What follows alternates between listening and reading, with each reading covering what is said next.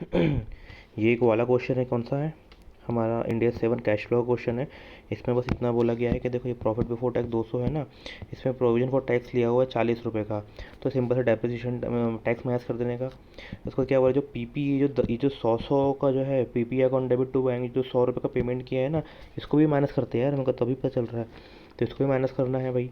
कहाँ में से, कैश फ्लो में से माइनस करेंगे। अभी कौन सा इन्वेस्टिंग है, ठीक है, लेकिन पीपी का अकाउंट बना के 100 रुपये डाल देने का इसमें, ठीक है। अब ये जो है भलते ही का एंट्री है, current liability includes capital creditors of 25 lakhs as at 31 March 2003, ठीक है।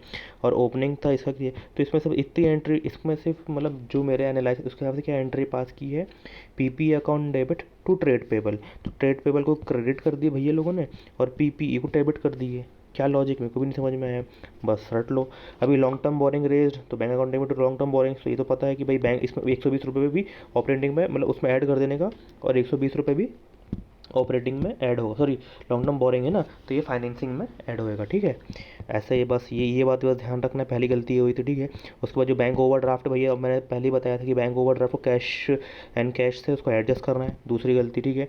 तीसरी गलती क्या हुई कि एक ये हो गया कैपिटल क्रेडिटर वाला, एक दूसरा ये हो गया, ये कैश फ्लो को ऐड करना है, एडलेस करना है, बीपीई लॉन्ग टर्म बोरिंग इन सबको, ठीक है।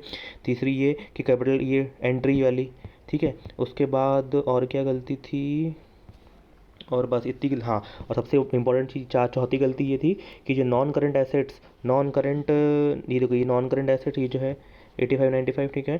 और ये नॉन करंट लाइबिलिटी है, ये सब ऑपरेटिंग एक्टिविटी का, ये सब ऑपरेटिंग एक्टिविटी का पार्ट है, बराबर है। ये चौथी गलती, ये चार गलती अगर देख लेंगे अगर अपन, तो ये क्वेश्चन में फिर कुछ बचता नहीं है।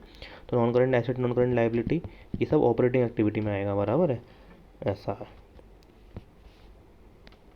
और पांचवी गलती ये है कि जो अदर इक्विटी है ना, ये जो शेयर कैपिटल का अदर इक्विटी, तो शेयर कैपिटल जैसे एक बड़ा कम हुआ, तो इसको तो अपन ले लेंगे फाइनेंसिंग एक्टिविटी में।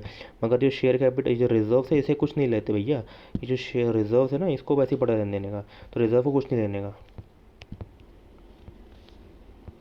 और जैसे जो मैंने बताया था कि जो टैक्स को अपन डायरेक्ट भी माइनस कर सकते हैं 40 रुपये को, मगर इसने क्या एंट्री पास किया है, ये अदर नॉन करेंट लाइबिलिटी में डाल दिया है। कि सिंपल क्या एंट्री पास किया होगा, profit and loss account debit to other other current liability, other current liability है जो भी ऑपरेटिंग लाइबिलिटी थी वो उसमें डाल दिया, और बैलेंस इन 85 में डाल दिया। और वैसे भी अगर अपन डालते तो मेरे हिसाब से यहाँ पे आता 45, और 40 का हम डेबिट करते, मतलब जो माइनस करते तो 85 वैसे आता, लेकिन प्रेजेंट ऐसे कर देना उसको बस।